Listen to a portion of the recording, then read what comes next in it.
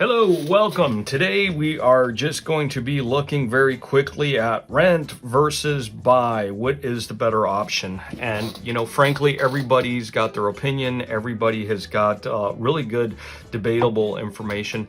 I myself like to look at this in the simplest ways possible.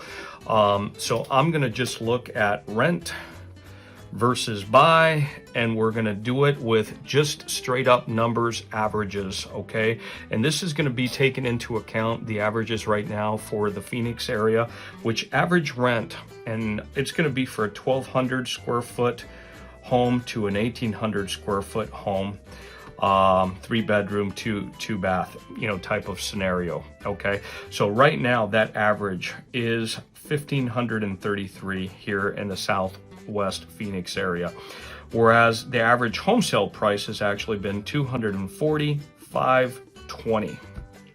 Okay, so if we look at the rent and we multiply it out by a year, we're looking at about 18,396, and that's year one. Okay, we look at over here the PMI average payment for 240 for somebody that's got good credit and whatnot. You're looking at $1,461.20. We'll just round that up. But if we look at this over the course of the year, we're looking at about 17,532.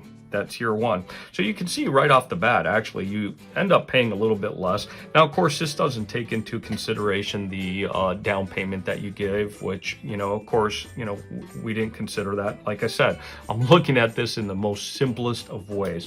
But, I want to also look at how much you've paid after 5, 10, 20, and even 30 years in both of these, so that you can see, just a different kind of scenario, okay, that plays out. So after 5 years, one would have paid $91,980 in rent and would have paid about $87,660. Sorry about my bad writing here. $87,660. So again, still paying a little bit less when owning, okay? After 10 years, you're looking at $183,960 in rent. 10 years of owning, you're at $175,320. 20 years in rent, you're looking at $367,920.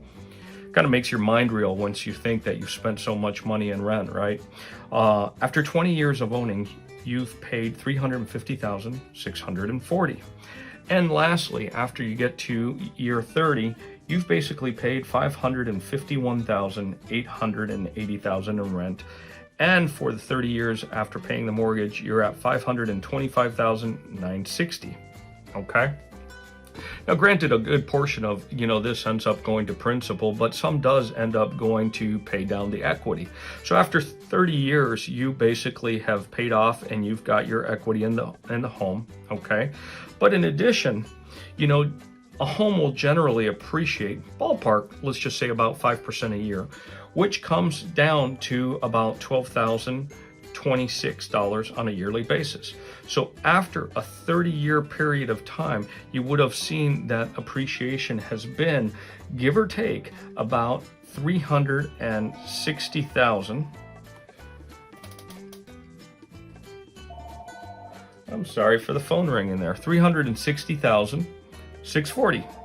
So at this point, really, you're looking at, home values have gone up for you, basically to about $601,160 that you now have in equity.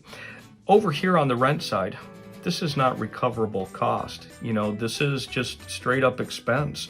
You're not going to get that back. Now, there's a lot of, really good videos out there that'll explain, the rent versus buy and the opportunity cost, which is, let's just say somebody did put a significant amount of money down on this. Well, they could have put that in the stock market, and the stock market could have done a return. Well, I read an article the other day that 60% of, citizens in the U.S. do not even have $1,000 put away for savings. Well, if that's the case, This right here is a great way to do forced savings. At the end of somebody making payments on this, they're looking at potentially, over $500,000 that they would be able to, get if they end up selling their home. Or even do a reverse mortgage at that point. So anyway, again, very simple way of looking at this, not looking at a lot of factors that are in there. But, hopefully you liked it. Leave me a comment, like my video, and if you'd like to see future videos, go ahead and subscribe. Hit the little bell on the side so you're notified every time I put up a new video. Thank you.